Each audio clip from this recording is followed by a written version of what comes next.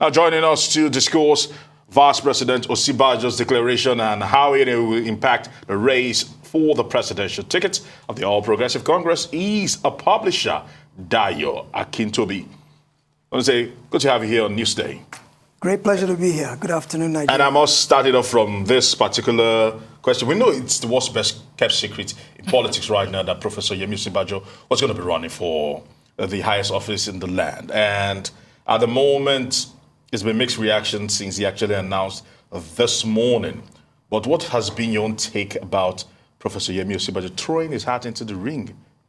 Well, it's been a long time coming, and many of us are quite actually elated that this has finally happened, and the weeks and months of suspense have finally been put to rest. So it's kind of like we woke up this morning breathing a sigh of relief that, okay, at least the suspense aspect is over, and let the contest actually begin. From where I sit, I'm actually quite pleased that he has done this.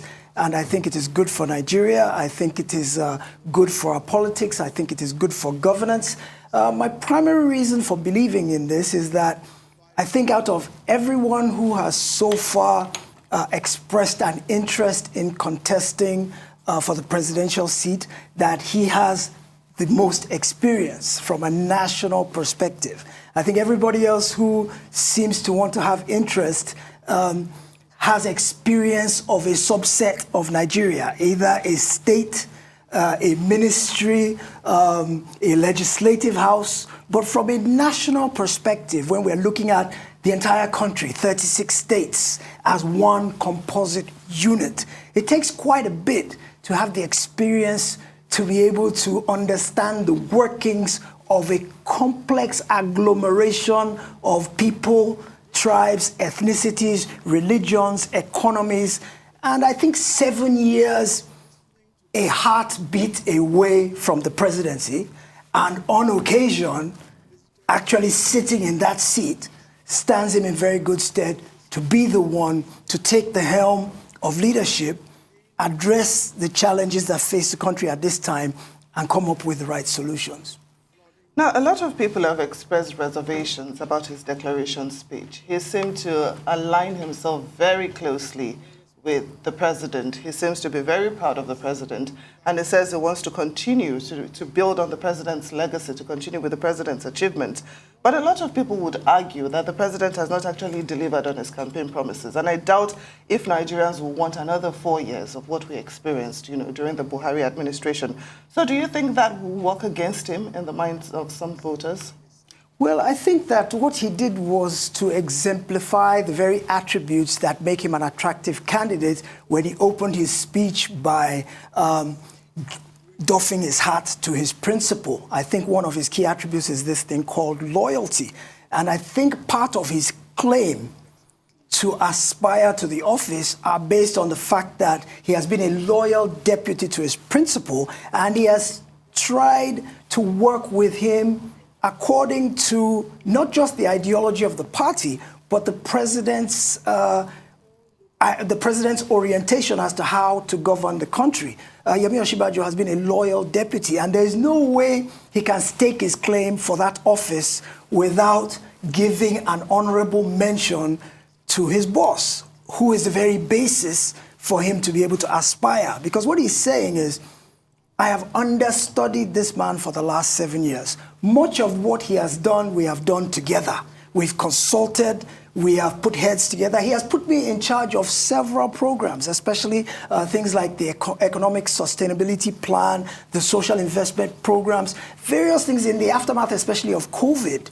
The country got rocked and buffeted by so many external challenges, which when you look at how fast some of the policies were able to pull us out of recession, where so many countries are still grappling with the after effects of COVID, you will know they did an admirable job. So when he says that I will build on the legacies of my principle, what he is saying to Nigeria is that, granted, I feel your pain, and I know that not everything is the way it should be, but the things we have done right, like the levers we have pulled on the economy, the underprivileged and those who need a leg up that we have been able to assist, the MSME MSMEs that we've been able to empower so that the recession and the ravages of COVID didn't do them in. As we know, MSMEs are the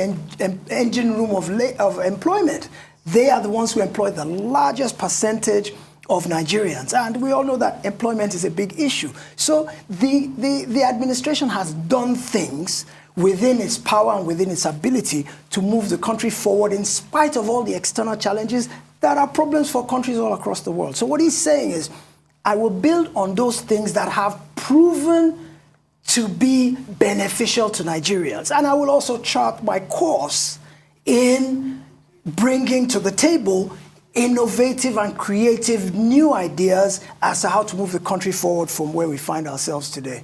All right. Well, now, speaking of the loyalty and former bosses, the inevitable question, as we know, the timing of the announcement, we also know that Asiwaju Bola Ahmed Tinubu is running as well. We know he's also meeting with some of the same governors that the vice president just met with to declare his presidency.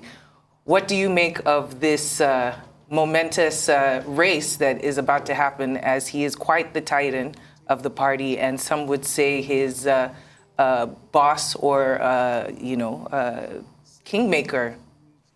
I actually think it's very good for Nigeria because competition spurs, it allows the best to rise to the top. So I think that the fact that two titans, or even more than two titans, are currently in the race actually spells well for our democratic process. However, my take on it is that Asiwaju Bola Ahmed Tinubu is a Democrat. He has always been a very strong Democrat and has strong democratic credentials from his days in Adeco, to where he used his own money to fund the democratic fight to get the military out. He was in exile for so many years, and he was persecuted by the military for his very agitation for democracy. So, based on the true definition of democracy, I don't believe that Asiwaju Bola Tinubu will see Vice President Osinbajos throwing his hat into the ring as a negative But his loyalists think otherwise. They've called him several unprintable names. Depends on what you're reading. You're reading Twitter. You're not on the streets of Nigeria and actually hearing the things that people are saying. So what I'm trying to say is that I think Asiwaju will see it actually as a credit to his legacy, that one of those he trained or one of those he mentored has actually made it not just to the second highest office in the land, but is also aspiring to get to the highest office. It's a credit to Asiwaju that people in his political school of thought that he raised from political neophytes and turned them into performers. Everywhere you look, you have people from Asiwaju's school of thought that are performers. So for him to be able to now claim credit that one of his proteges is running for the office of the president, I think that is more paramount to him. And I think his viewpoint will be, may the best man win. Throw your hat into the ring. It's a pride for me that you're actually there and you are running against me and we're competing for this position. All right, thank you very much, Dayo Akintobi, for your time here on Newsday. We wish the Vice President, Professor Yemi Osinbajo, all the best. Thank you for having me.